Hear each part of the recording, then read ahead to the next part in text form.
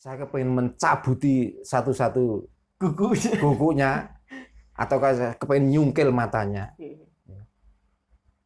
Karena dia bukan asli orang sini, keturunan dari Yaman, ya, yang mengatakan bahwa bentuk dan fisik orang Jawa itu mata belok, pipi tembem, ya, terus bentuknya itu kayak celengan semar, bahkan wajahnya karena dia keturunan Nabi adalah wajah-wajah dari impor. Ya. Ini sangat menyakitkan.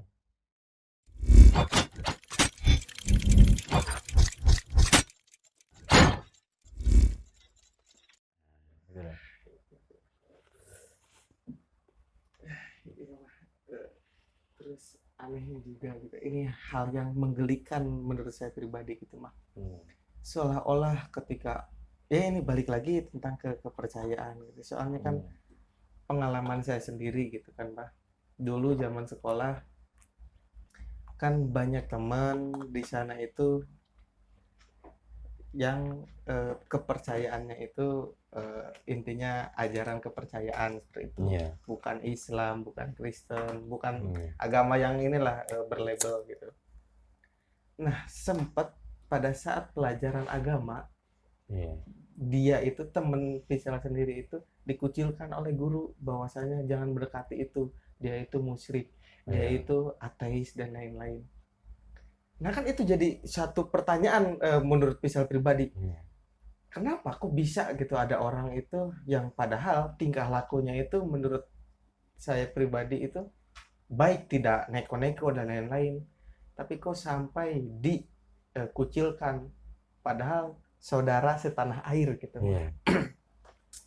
Nah lalu untuk bertanya gitu, seolah-olah agama itu tuh hal yang penting, hal yang katakanlah sensitif. Kalau bukan sesama, katakanlah saya Islam, Anda Islam, kalau saya Islam, Anda Kristen, itu tiba-tiba selek gitu.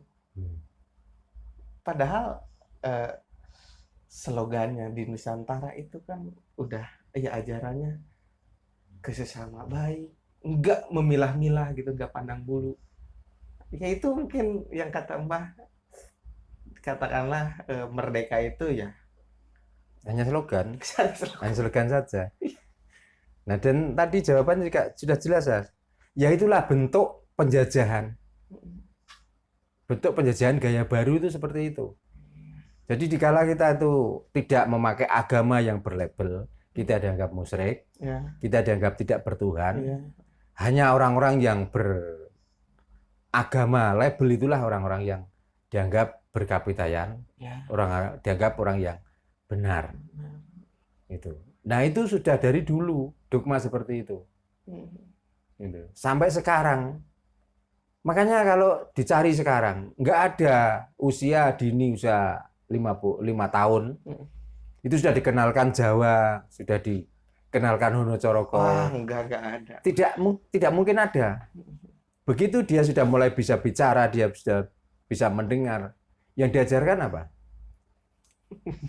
Yang diajarkan juga ajaran-ajaran yang sebenarnya itu kalau dilihat wujudnya, kebenarannya itu kalau saya sendiri ya pribadi nggak jelas. Tapi ini dipaksakan terus. Mau tidak mau harus belajar di situ. Itu mengimani itu ya. Ya mengimani itu. Makanya berlomba-lomba untuk membuka sekolahan, untuk membuka tempat-tempat pendidikan yang arahnya juga digiring ke situ. Dan ini sebenarnya titipan penjajah juga sebenarnya. Supaya bagaimana? Supaya generasi penerus bangsa, generasi muda itu juga lupa dengan masa lalu waktu kita dijajah, waktu kita direndahkan. Apalagi kalau saya melihat di YouTube, sebenarnya kalau ketemu orangnya, kalau tak bunuh keenakan saya kepengen mencabuti satu-satu kukunya, atau saya kepengen nyungkil matanya. Karena dia bukan asli orang sini, keturunan dari Yaman, ya, yang mengatakan bahwa bentuk dan fisik orang Jawa itu mata belok, pipi tembem, ya, terus bentuknya itu kayak celengan semar, bahkan wajahnya karena dia keturunan nabi adalah wajah-wajah dari impor. Ya. Ini sangat menyakitkan. Karena apa? Dia masih hidup di sini dan makan hasil bumi di negaranya orang mata belok pipi tembem loh. Nah, itu pun tidak ada penanganan. Negara pun kelihatannya ada pembiaran itu. Ternyata negara pun tidak mau cawe-cawe. Sudah tahu rakyatnya digitukan oleh orang keturunan dari luar. Ini kan sudah merendahkan martabat bangsa kita. Gitu loh. Bahkan yang bicara padang celotet, yang sampai mengharamkan wayang, Ya. Mematahkan keris ya, gitu. untuk menghancurkan keris. Nyatanya dari negara sendiri juga minim penanganannya. Ini ada apa? Kalau ini nggak kayaknya tuh ada persekongkolan. Nggak mungkin. Ini bangsa-bangsa kita sendiri. Ini negara-negara kita sendiri. Dan mungkin ini yang dipilih oleh Tuhan supaya kita berdiam di negara ini, negara yang gemah ripah lojinawi, yang penuh dengan ketentraman. Tapi kenapa ada segelintir orang-orang yang selalu ucapannya itu menyakitkan, ucapannya itu selalu merendahkan. Lah kita itu punya pimpinan. Kenapa dari pimpinan kita kok nggak ada tindak lanjut? Kok nggak ada pembelaan sama sekali? Bahkan itu diberi keleluasaan berkeliaran untuk menyampaikan ucapan-ucapan itu. Apakah nunggu? Apakah nunggu orang-orang asli pribumi ini bertindak yang tanpa minta izin negara? Apakah nunggu seperti itu? Ya kita 1 kali, 2 kali, 3 kali mungkin sabar. Tapi kalau lama-lama, kalau kita menunggu dari pemerintah tidak ada tindak lanjut, ya jangan salahkan. Karena saya juga asli orang pribumi. Dan bentuk yang disampaikan itu adalah bentuk kami. Kenapa kita selalu diremehkan, selalu kita direndahkan? Kok diam saja? Kalau kita tuh protes karena kita tuh nggak punya pengikut, karena kita tuh masih minoritas. Mungkin dengan protes kita itu sebenarnya membela kedaulatan negara dan membela harga diri. Mungkin malah kita yang dipenjarakan, yang tertimpas, yang kena imbasnya. Makanya ayo orang Jawa, kita jangan diam, kita jangan malu-malu bagi orang-orang yang masih waras dengan berpegang teguh ajaran Jawa dan melestarikan budaya leluhur kita.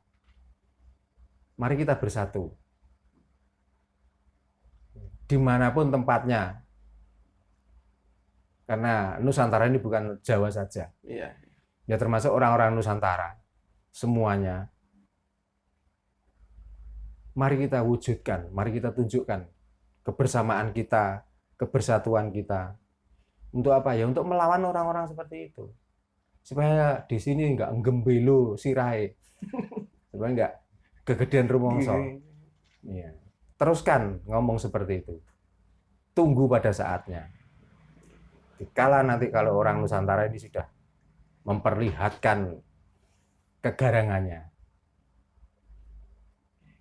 mungkin jangan sok sumbar. Apakah hanya orang-orang dari Arab yang mempunyai pimpinan yang bagus? Apakah hanya pimpinan-pimpinan dari Arab yang bisa menolong kita nanti masuk surga? Kalau saya sendiri tidak percaya sama sekali. Orang Jawa pun masih banyak juru selamat, juru penolong. Selagi kita berbuat baik, maka akhirnya juga akan menemukan kebaikan. Tanpa menganut agamamu, yang di sini kamu hanya jualan cerita, kamu hanya menyiarkan dongeng. Dan orang-orang yang seperti itu hanya menjual dongeng demi sesuap nasi dan untuk memenuhi kebutuhan hidupnya. Jangan sok pinter, jangan sok benar sendiri.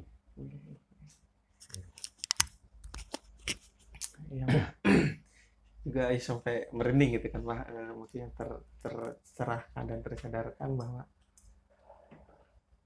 Iya, ngeri juga gitu kan, kita sebagai pribumi itu seolah-olah apa ya, kita hidup seolah hidup tapi tidak tidak mempunyai jati diri. Jadi ya sudah direnggut. Saya sampai Nah ini tidak kan, bisa ya berkata-kata. kan masalahnya kita itu dibiarkan hidup, tapi otak kita itu yang dibunuh, Nah gitu. karakter kita yang dimatikan. Dimatikan. Itu lah. Tidak sadar kita itu bangga dengan dimatikan orang lain itu lo bangga, gitu. Jadi sehingga kita tuh meyakini bahwa yang dari sana itu yang benar, yang di sini itu semuanya salah, seolah-olah seperti itu. Makanya ini kalau nggak sering disampaikan, kalau nggak sering dibuka mata hatinya masing-masing, tanpa diajak untuk berpikiran untuk mencapai kesadaran yang sangat tinggi, masa kita tuh selalu akan di dalamnya penjajahan itu terus, kira-kira sampai kita itu lo nggak bisa menentukan negara kita sendiri tanpa ada bantuan hukum atau fatwa dari sana itu loh. Lahiran toh. Padahal sebelum negara itu bisa maju seperti sekarang, kita itu sudah maju loh. Tanpa sumbangsih mereka sama sekali, tanpa ajaran, tanpa undang-undang dari mereka yang undang-undang itu di sini diwajibkan dan seolah-olah itu dipatenkan bahwa undang-undang inilah yang paling bagus. Sebelum di sana itu orangnya sudah mempunyai adab, sudah mempunyai tata krama. Di sini sudah orang yang bertata krama, sudah beradab kok. Sudah berketuhanan kok. Makanya kenapa agama itu dijajakan ke sini? Ya sebenarnya hanya orang-orang sini itulah yang tahu tentang cara menyembah dan yang disembah. Siapa yang menyembah dan siapa yang disembah. Orang sini itu kalau sudah ngomong Gusti itu berarti sudah tahu sebenarnya Gusti itu ini. Gitu loh. Jadi nggak perlu Gusti itu digembar-gemborkan, disebut-sebut namanya. Untuk apa? Gusti sudah bersama kita kok. Kita kok tiap hari itu loap-laup menyebut-nyebut namanya. Untuk apa? Pagi, siang, sore, petang, malam. Selalu diajari untuk menyebut-nyebut namanya. Karena dia yang menguasai segalanya. Tapi kenapa orang yang selalu nyebut-nyebut namanya? Dikala orang yang menguasai itu semua mau memanggil mereka, kok mereka ketakutan? Kok nggak segera berangkat ke sana? Karena sudah dipanggil orang yang disayangi, orang yang disebut-sebut namanya, bahkan disuci-sucikan. Begitu mau dipanggil, kok bingung masih mencari obat, kok bingung mencari rumah sakit, kok nggak segera berdiam diri supaya segera dicabut ke sana, ditempatkan di tempat yang dijanjikan itu. Kenapa? Makanya ayo sadar. Bodoh boleh, tapi jangan goblok. Gitu loh. Sudah goblok koplak pisan. Setiap ada orang yang mengatakan kebenaran, malah dikata-katain. Seolah-olah kita itu orang yang tidak tahu Tuhan. Seolah kita itu tanpa ajaran agama kita itu nggak mau membantu orang lain.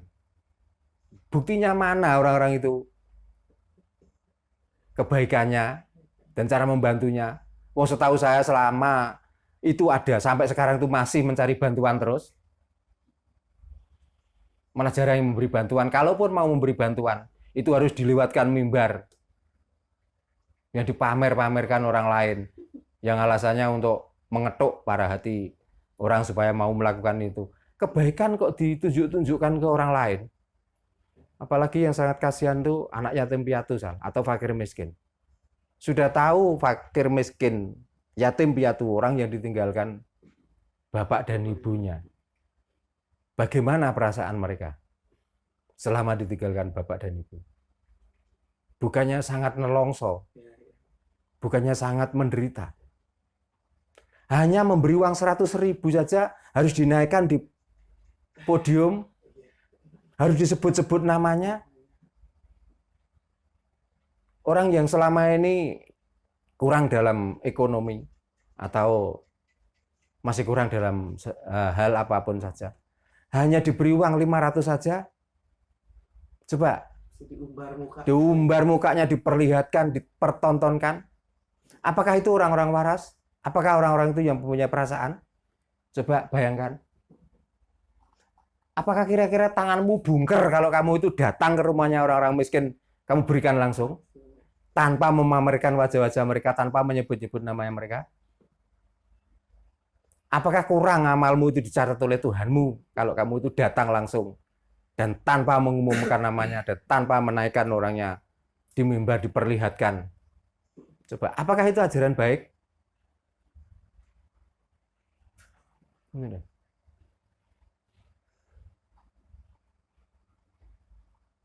Makanya kita itu juga ada saatnya untuk halus, kita juga ada saatnya untuk keras.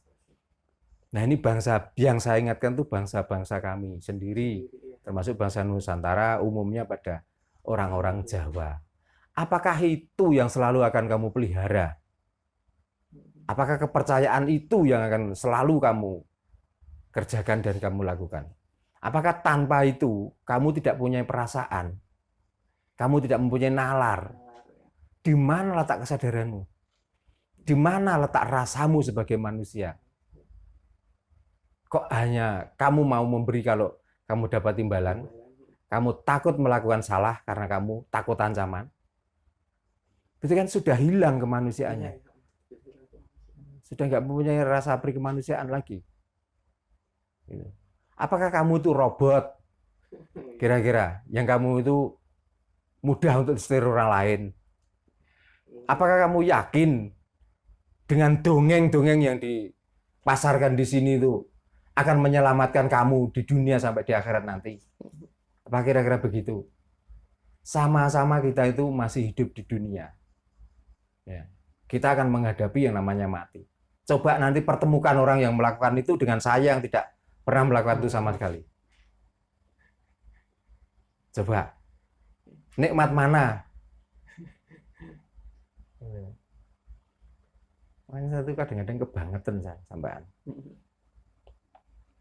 Ya kenapa yang 350 tahun kita sudah menderita seperti itu? Kita dimasukkan di zaman yang sudah serba modern. Kita masih dijajah akidah kita masih dijajah keyakinan kita. Sehingga kita itu sulit untuk melakukan apapun tanpa mengikuti undang-undang dari orang-orang yang berjualan dongeng di sini. Coba. Makanan ini diharamkan, perbuatan ini disalahkan. Coba. Mengharamkan kok mengharamkan makanan?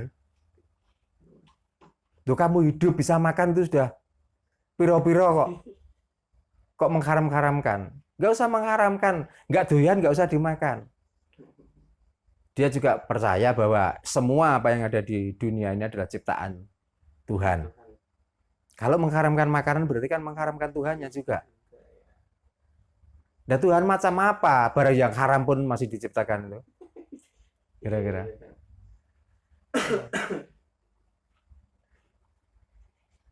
Makanya ya aku mengajak pada Visal, pada Mas Wandoyo, mari kita pegang teguh ajaran orang Jawa. Kita tidak harus saling poyok pinoyok. Poyok pinoyok itu kita nggak saling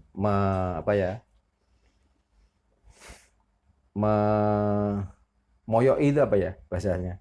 Ya, Mencibir. mencibir. Nah, nggak usah saling mencibir. Tapi kalau kita dicibir jangan pernah takut. Tunjukkan bahwa kebenaran selama ini kita kerjakan belum tentu itu adalah hal yang benar. Karena kebenaran letaknya ada pada diri kita masing-masing. Selagi kita itu mempunyai pedoman dan perasaan bahwa ini yang benar, walaupun orang lain mengatakan ini salah, ya sudah, kita kerjakan saja. Yang penting apa yang kita kerjakan itu tidak ada efek menyakiti orang lain, merugikan orang lain. Ya sudah, itulah kebenaran yang hakiki, kebenaran yang mungkin itu yang dianggap benar. Karena benar dan salah belum ada ukurannya. Ukurannya ya. Nah, iya Pak. Mungkin saya besar harapan saya juga ketika ini di-upload nanti teman-teman semua itu terketuk bahwa ini loh jati diri kita, ini loh karakter kita gitu kan ya. Saya setuju bahwa kata Mbah tadi karakter kita itu sudah dibunuh. Ya ketika dibunuh itu kita tidak mempunyai karakter karena kita tidak mengenal leluhurnya. Ya di situ kan disekatnya gitu, Mbah. Nah, balik lagi ke kesadaran sebagai manusia yang paripurna gitu, Mbah. Logikanya saya itu meyakini dan saya yakin mengimani juga apa yang kata Mbah katakan bahwa manusia itu fitrahnya baik, ya pasti baik gitu. Soalnya saya sendiri pernah yang namanya waktu kecil gitu kan, Mbah, ketika beli gorengan 5 tapi dibayar 3, hati kecil itu ini saya berbohong, ini tahu bahwa ini tuh salah gitu. Cuman ya karena tidak berani mengungkapkan dan tidak ini. Nah, itu tuh yang hati kecil itu sejatinya yang membedakan manusia dan apalah satunya lagi gitu. Ya, manusia dengan hewan lah. Ya, kayak gitu. Ya. Nah, berarti kan itu letaknya di rasa tuh, San. Nah, makanya kalau kepingin menunjukkan sejatinya dan jati diri kita itu apa? Sejati diri kita itu adalah rasa. Dikala kita itu sudah mempunyai rasa dan mempunyai kesadaran yang sangat tinggi, ya itulah kesejatian kita sebenarnya. Tapi dikala kita itu sudah dipaesi dengan pakaian, masih ditambah lagi dengan titel, pangkat, dan lain sebagainya. Dikala kita itu senang, katakan beli gorengan 5 karena kita tuh ngaku 3, dan orang yang menjual pun sudah percaya, kok di situ malah gembira, kita untung 2 nggak bayar dan lain sebagainya. Berarti apa yang disandang, pakaian, titel, jabatan, dan lain sebagainya, itu tidak cerminan seseorang itu menemukan kesejatian dirinya. Ya, kalau dilihat wujudnya blegernya manusia, tapi rasanya adalah rasa hewan, atau bukan manusia lagi, ya mungkin itu yang dinamakan wujudnya menungso, ning rasanya rasa iblis atau setan. Itu. Untuk menemukan kesejahteraan diri, kita nggak perlu belajar dari orang lain. Di saat kita tuh merenung, coba tuh rasakan. Dengan adanya kita, mana yang disebut kita itu lo mana? Coba. Kalaupun kita itu disebut hidup, yang hidup itu mana? Coba rasakan itu. Setelah itu menemukan semuanya. Lalu yang diberikan itu, nikmat mana yang akan kamu ingkari? Coba. Akhirnya kan kita tuh hanya mengolah rasa bisanya. Supaya kita tuh nggak ingkar dengan nikmat yang diberikan. Lah wong kita tuh sudah dilahirkan di sini. Kok kita itu tiba-tiba kita tuh mengingkari? Seolah-olah bumi yang di sini tuh bumi kurang bagus. Jadi sampai nyembah pun kalau di bumi sini masih kurang pas. Sampai pada ujungnya nanti harus nyembahnya di sana. Berarti kan orang ingkar namanya. Tapi kalau dikatakan bahwa kamu adalah orang yang ingkar nikmat, nggak mau. Karena katanya inilah perintahnya memang harus begini. Kapan waktu merintah? Kira-kira. Bukankah itu mungkin kemantapan hatimu sendiri yang kamu olah sendiri, seolah-olah bahwa yang di sana itu yang benar. Bukankah itu? Apakah Tuhan itu tiba-tiba milih satu negara inilah yang paling suci? Apa kira-kira begitu?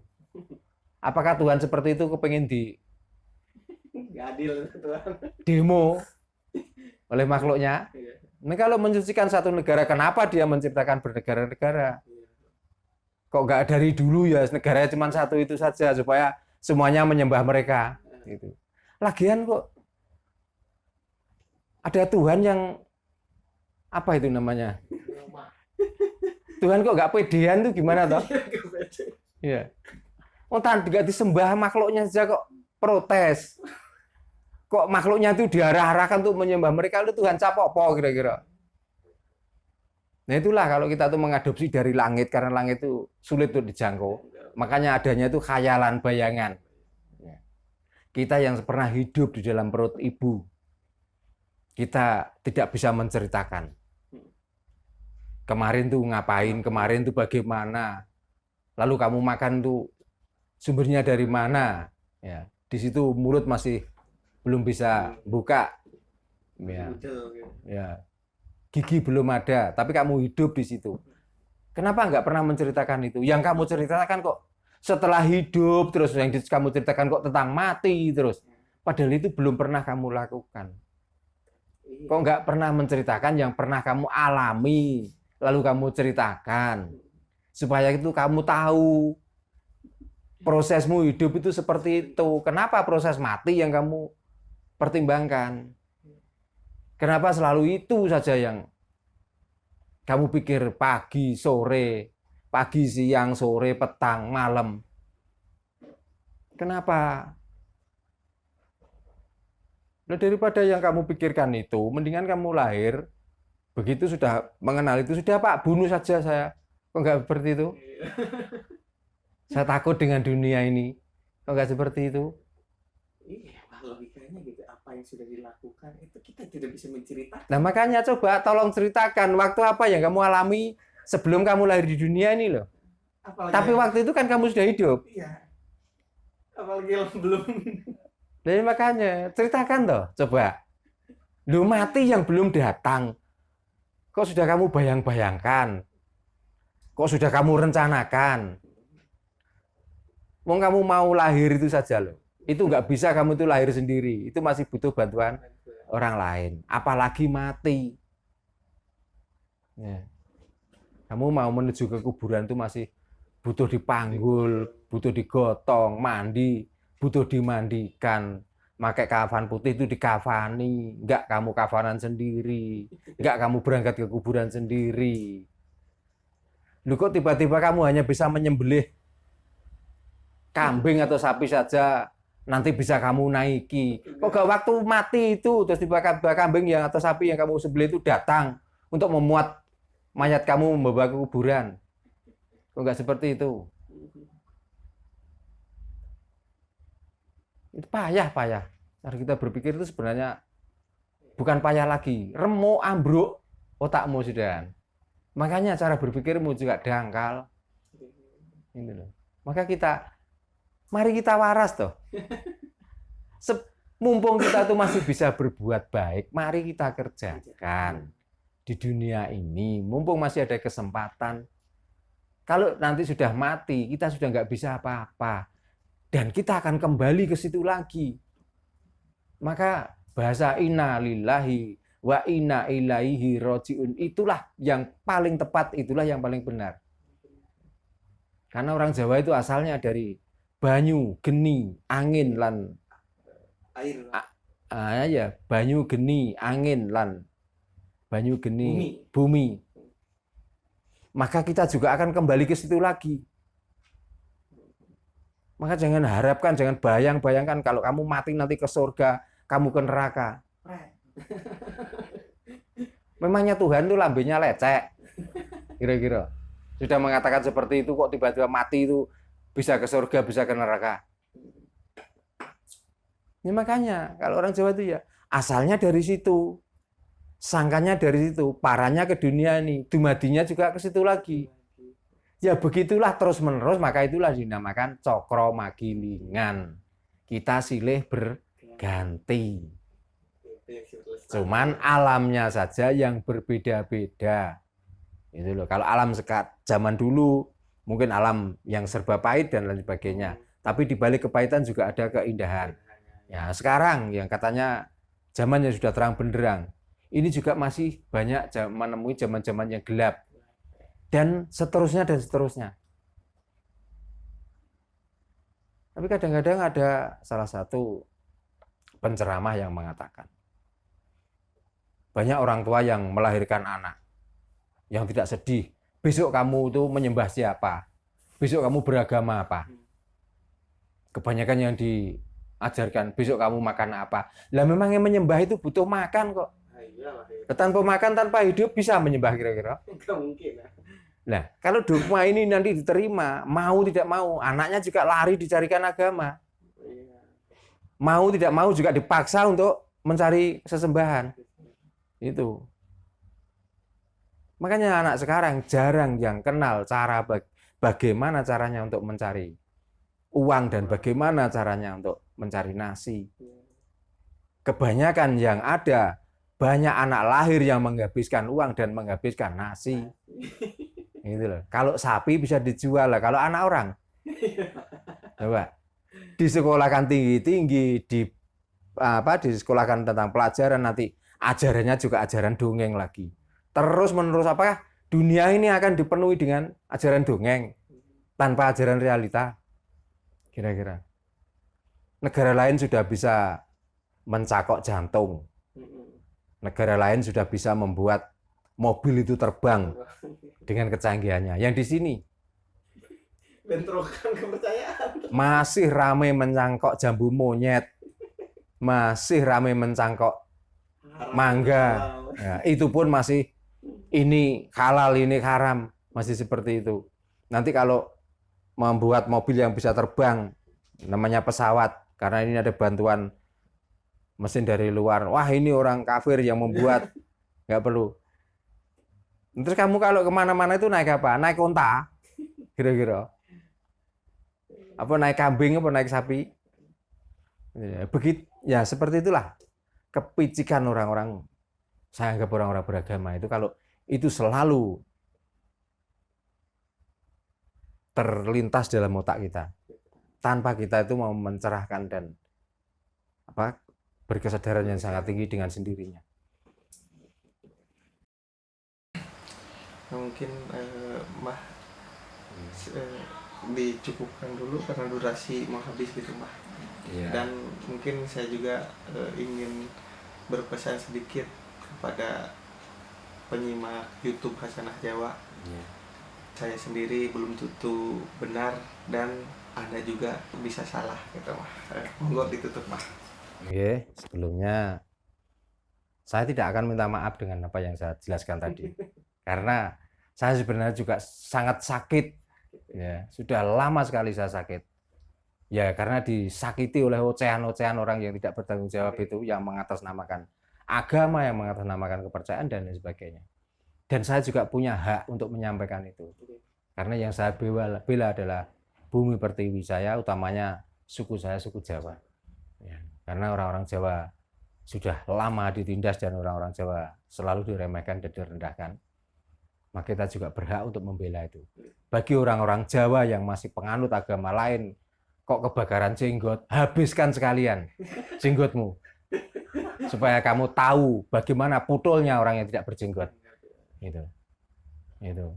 Makanya ya kalau kita mau akhiri, ya mari kita akhiri sampai di sini, nanti bisa berjumpa lagi di season yang berikutnya. Semuanya kami doakan salam rahayu, rahayu, rahayu Jagung Dumadi. Rahayu.